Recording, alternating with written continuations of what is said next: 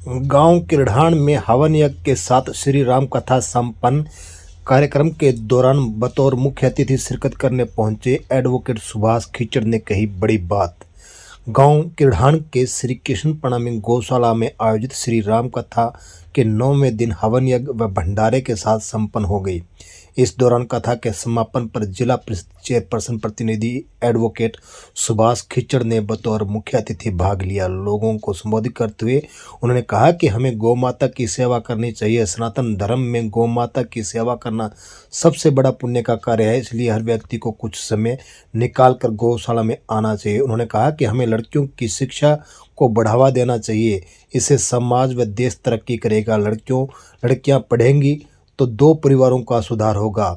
इस दौरान उन्होंने शानदार वक्ता के तौर पर एक शानदार जागृति का मिसाल देते हुए लोगों को जागरूक करते हुए ऐसा भाषण दे डाला कि जो कि लोगों के हृदय में जा लगा। और यहाँ तक कि उन्होंने लोगों से इस बारे पूरी जानकारी भी हासिल की। उन्होंने कहा कि हम सबको मिलकर एक समाज सुधारक के तौर पर कार्य करना चाहिए। जिस तरह से भगवान श्री राम ने हमें अच्छे रास्ता दिखाया, जिस तरह से हमें अच्छे रास्ते पर चलना सिखाया, हमें उसका पालन करना चाहिए। हम उनके दिखाए रास्ते पर कितना चल रहे हैं यह हमें विचार करना चाहिए। इस दौरान यहाँ पर जो है भगवान राम के राज तिलक की जो झांकी निकालेगी वहाँ पर वो तिलक करते नजर आ रहे हैं। वहीं महिलाएं खुशी के मारे नाच गाकर इसका खुशी का इजहार कर रहे हैं।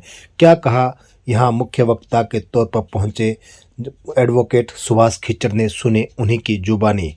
राम के विषय में आप लोगों को खूब दे सकता से राम की चर्चा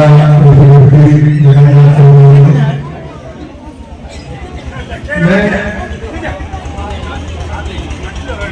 स्वामी जी का बड़ा धन्यवादी हूँ कि आपने क्षेत्र का चुनाव किया। राम जितना हमारे मन में है, जितना हमारी संस्कृति का आधार है, उतना हमने राम को माना तो जरूर, राम को हमने पहचाना तो जरूर, लेकिन हमने राम के जीवन से जुड़ी व्यवस्थाओं को, उनकी प्रेरणा को हमने जीवन में लागू कम किया।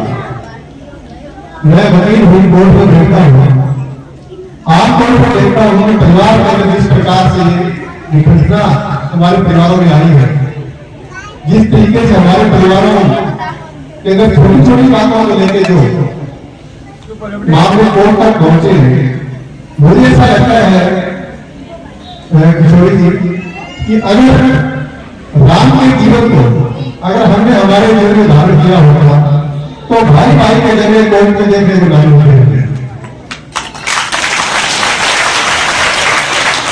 अगर हमने राम सीता के जीवन को ठीक तरीके से समझा होगा तो परिवार में जो बिना जीवन के झगड़े हैं, पारिवारिक जो झगड़े हैं, क्या झगड़े देखने को मिलते हैं।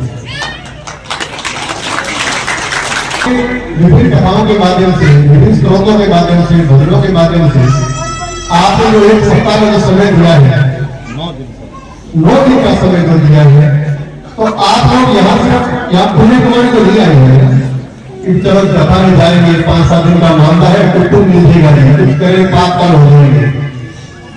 वो जीवन में इस समय जो आप लोगों ने दिया है पिछले 9 दिन से, आप लोगों का समय तभी सार्थक होगा जब परिवार के अंदर छोटे छोटे जो झगड़े हैं, छोटी छोटी बातों को लेकर जो मन मुटाव है, आपसी सास बहू के छोटे छोटे झगड़े, पति पत्नी के झगड़े, भाई भाई के झगड़े, बेटे बाप के किसी प्रकार के छोटे छोटे ऐसे झगड़े, जो हम उन झगड़ों को बहुत छोटी सी चीजों से, बहुत छोटे से प्रयास से खत्म कर सकते थे, नहीं कर पाए, कोर्ट तक वो मामले चले गए।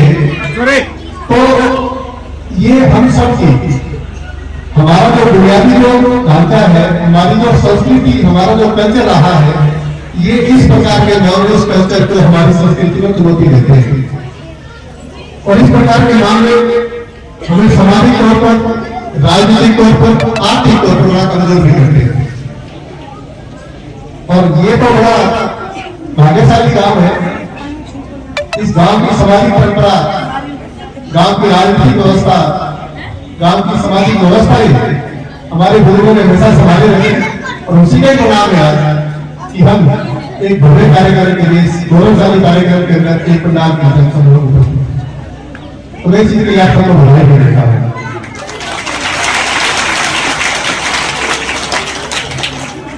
जब इतना शानदार पंडाल है, नाव की संख्या कई गुना हमेशा ही होगा। खूब है, तो बधाई देता हूँ आप सबको। और इस गांव की सामाजिक व्यवस्था में बढ़ाई जाती है इस चीज के लिए, जहाँ पुरुषों से ज्यादा महिलाओं की संख्या हो, उस गांव की सामाजिक व्यवस्था बहुत मजबूत रही है। आपको वंदन है इस चीज के लिए, तो अभिनंदन है। मैं बुजुर्गों का धन्यवाद करता हूँ इस चीज के लिए। इस पंडाल में देख रहा हूँ गांव की संख्या खूब है, बहनें आई हुई है। मेरा आप लोगों से एक निवेदन है, जब इस प्रकार के कार्यक्रम के अंदर जब बहनें माए जब खूब संख्या में हो, तो बहुत जरूरी हो जाता है कि हम हमारे सामाजिक चिंतन की, हम हमारे प्रगति की एक दो बात अवश्य इस चिंतन से करें। ये बड़ा श्रेष्ठ मंच है आज का, बड़ा सामाजिक तौर पर और धार्मिक तौर पर बड़ा मजबूत मंच है। उन्नति का आधार है, हमारी उन्नति का आधार हमारी शिक्षा है। आज हमारे इलाके में जितनी संख्या बेटों की है स्कूलों के अंदर, कॉलेजों में, उससे ज्यादा संख्या बेटियों की भी है। इसके लिए मेरी मां को बधाई देता हूँ।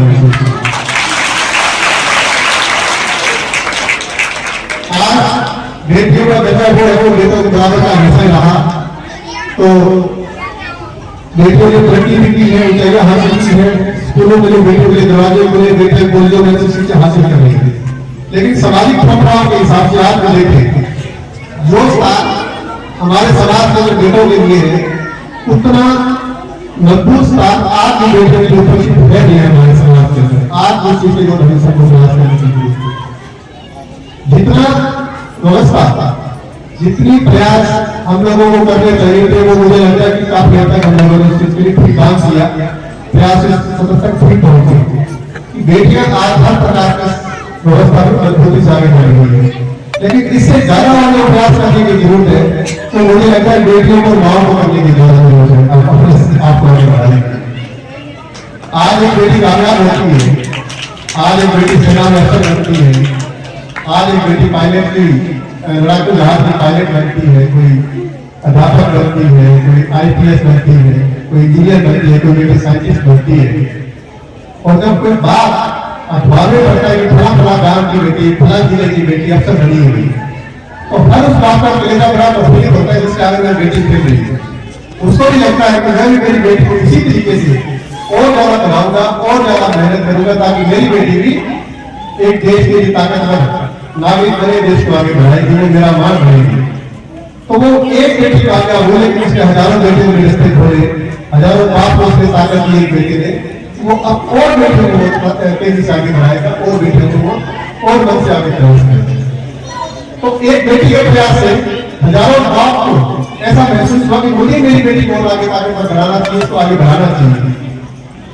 कहीं वही बाप को ऐसी खबर पड़ता है जिससे उसको ये एहसास होता है कि फला फला की बेटी ने कोई ऐसा काम किया जो सामाजिक मर्यादा के अनुकूल नहीं है।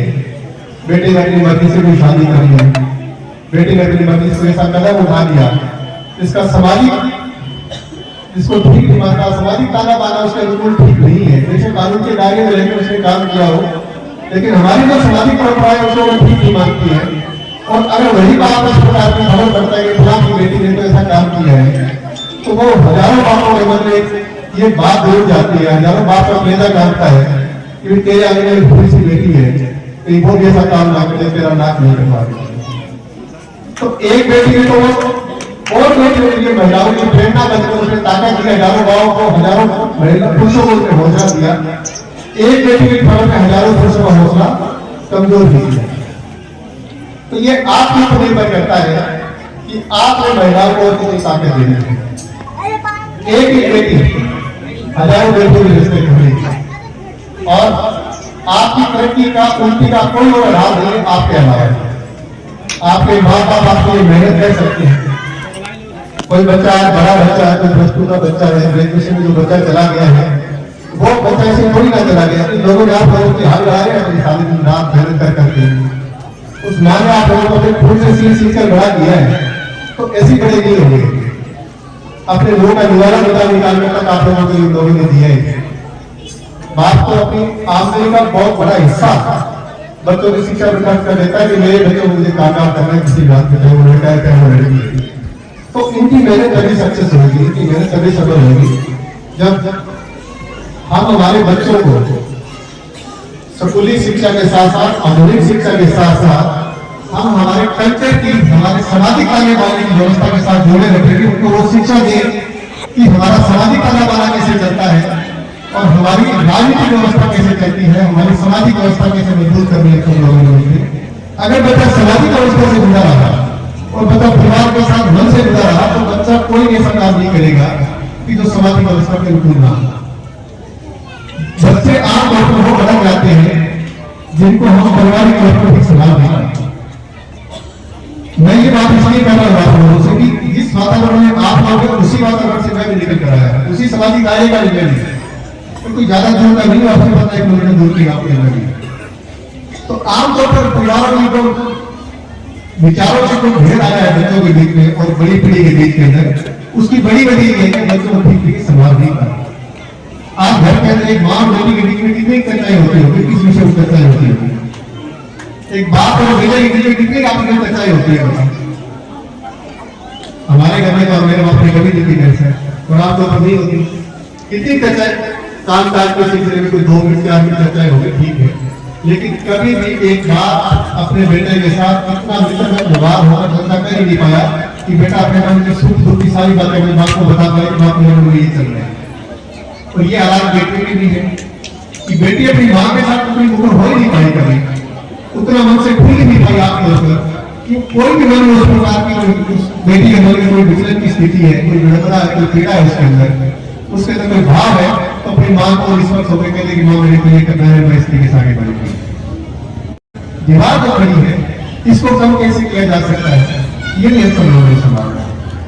और मेरा बेटे से भी और बहुत साथियों से भी निवेदन है कि हमारी जो एक अवस्था है, हमें आमतौर पर 14-15 साल के बाद का जो बच्चा है, 23 साल तक का जो उम्र का बच्चा है, हम एक ऐसी अवस्था के लोग हैं जो भटकाव के लोग के अंदर ज्यादा रहता है। ऐसी अवस्था के अंदर, इस अवस्था में जो बच्चा ठीक तरीके से मन लगा के आगे बढ़ गया, लक्ष्य निर्धारण कर लिया कि आगे बढ़ना क्या है, करना कैसे है, उसने जीवन में बढ़ना क्या है, तो 2 साल 4 साल 5 साल की मेहनत के बाद वो हासिल करते हैं।